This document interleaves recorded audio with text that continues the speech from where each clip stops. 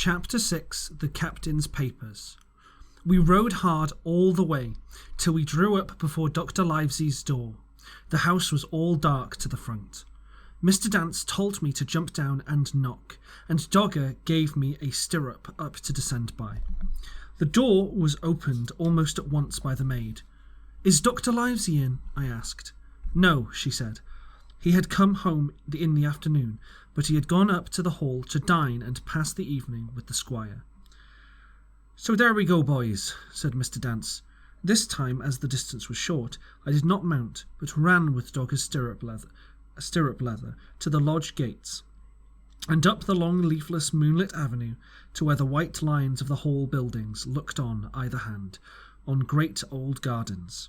Here Mr. Dance dismounted and, taking me along with him, was admitted at a word into the house. The servant led us down a matted passage and showed us at the end into a great library, all lined with bookcases and busts upon the top of them, where the squire and Dr. Livesey sat, pipe in hand, on either side of a bright fire. I had never seen the squire so near at hand. He was a tall man, over 6 feet high, and broad in proportion, and he had a bluff, rough and ready face, all roughened and reddened and lined in his long travels. His eyebrows were very black, and moved readily, and this gave him a look of some temper, not bad, you would say, but quick and high. "Come in, Mr. Dance," says he, very stately and condescending. "Good evening, Dance," said the doctor with a nod, "and good evening to you, friend Jim. What good wind brings you here?" The supervisor stood up straight and stiff, and told his story like a lesson, and you should have seen how the two gentlemen leaned forward and looked at each other, and forgot to smoke in their surprise and interest. When they heard how my mother went back to the inn, Dr. Livesey fairly slapped his thigh, and the squire cried, "Bravo!" and broke his long pipe against the grate. Long before it was done, Mr. Trelawney, that, you will remember, was the squire's name, had got up from his seat and was striding about the room, and the doctor, as if to hear the better, had taken off the powdered wig and sat there, looking very strange indeed, with his own close-cropped black poll. At last Mr. Dance finished the story. "Mr. Dance," said the squire, "you are a very noble fellow, and as for riding down that black, atrocious miscreant, I regard it as an act of virtue, sir, like stamping on a cockroach. This lad Hawkins is a trump, I perceive. Hawkins, will you ring that bell? Mr. Dance must have some ale." "And so, Jim," said the doctor, "you have the thing that they were after, have you?" "Here it is," said I, and gave him the oilskin packet. The doctor looked it all over, as if his fingers were itching to open it, but instead of doing that, he put it quietly in the pocket of his coat. "Squire," he said, "when Dance has had his ale, he must, of course, be off to his Majesty's service, but I mean to keep Jim Hawkins here to sleep at my house, and, with your permission, I propose we should have up the cold pie, and let him sup." "As you will, Livesey," said the squire. "Hawkins has earned better than cold pie." So a big pigeon pie was brought in and put on a side table, and I was made a hearty supper, for I was as hungry as a hawk, whilst Mr. Dance was further complimented, and at last dismissed. "And now, squire," said the doctor. "And now, Livesey," said the squire, in the same breath. One at a time, laughed Dr. Livesey. "You have heard of this Flint, I suppose?" "Heard of him?" cried the squire. "Heard of him, you say? He was the bloodthirstiest buccaneer that sailed. Blackbeard was a child to Flint. The Spaniards were so prodigiously afraid of him that, I tell you, sir, I was sometimes proud that he was an Englishman.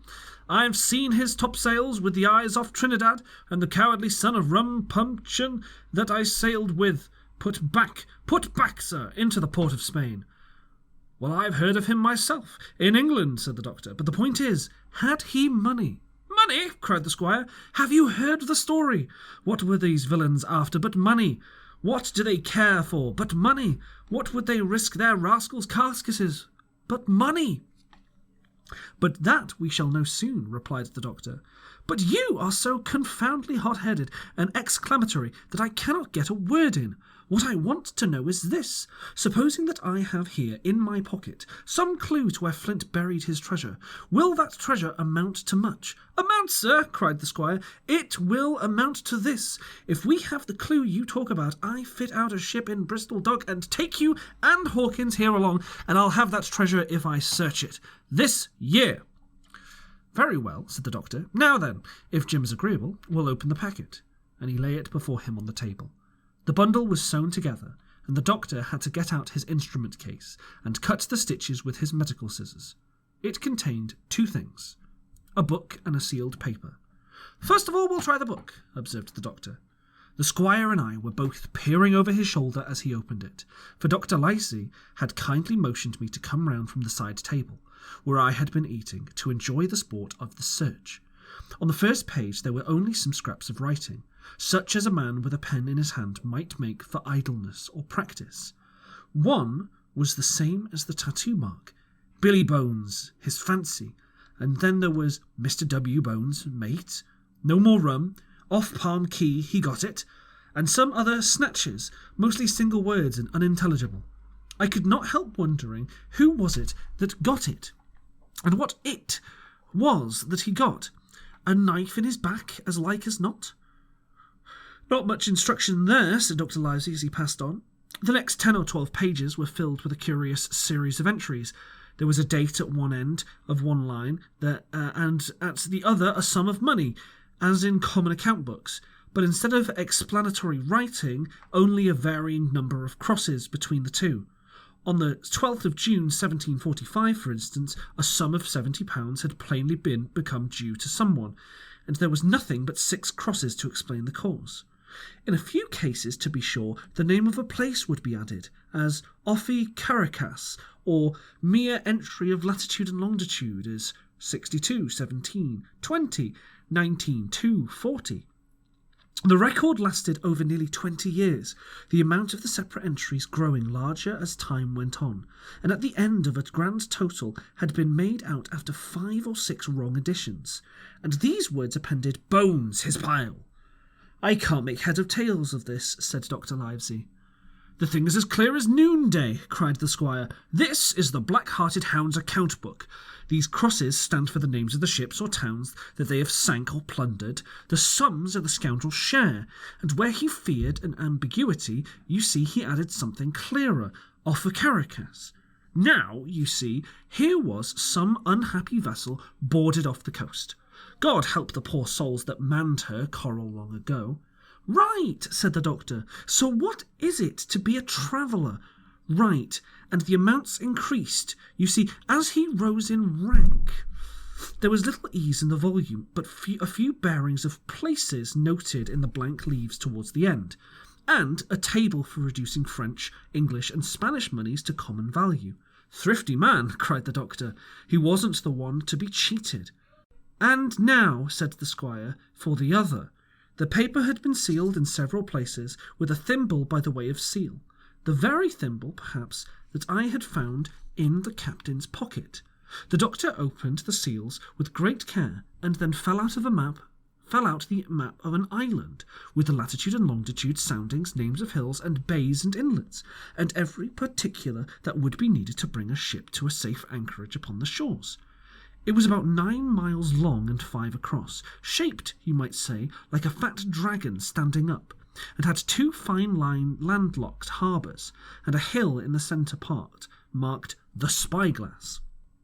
There were several additions of a later date, but above all 3 crosses of red ink, 2 on the north part of the island, 1 in the southwest, and besides this last, in the same red ink, and in a small, neat hand, very different from the captain's tottery characters, these words, Bulk of treasure here. Over the back, the same hand had written this further information, Tall tree, spyglass shoulder, bearing a point to the N of NNE. Skeleton Island, ESE, and by E, 10 feet. The bar silver is in the north cache, and you can find it by the trend of the east hummock, 10 fathoms south of the Black Crag with a face on it. The arms are easy found in the Sana Hill, N point of North Inlet Cape, bearing E and quarter N, J.F. That was all, but brief as it was, and, to me, incomprehensible, it filled the squire and Dr. Livesey with delight. "Livesey," said the squire, "you will give up this wretched practice at once. Tomorrow I start for Bristol. In 3 weeks' time, 3 weeks, 2 weeks, 10 days, we'll have the best ship, sir, and the choicest crew in England. Hawkins shall come as cabin boy. You'll make a famous cabin boy, Hawkins. You, Livesey, are ship's doctor. I am admiral. We'll take Redruth, Joyce, and Hunter. We'll have favourable winds, a quick passage, and not the least difficulty in finding the spot.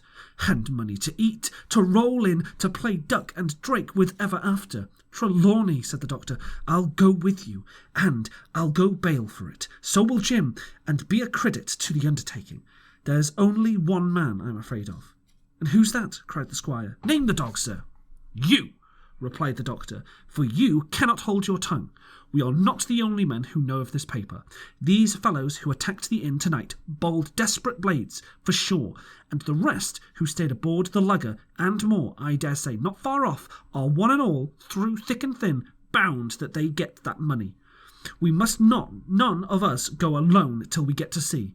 Jim and I shall stick together in the meanwhile. You'll take Joyce and Hunter when you ride to Bristol, and from first to last, not one of us must breathe a word of what we've found." "Livesey," returned the squire, "you are always in the right of it. I'll be as silent as the grave."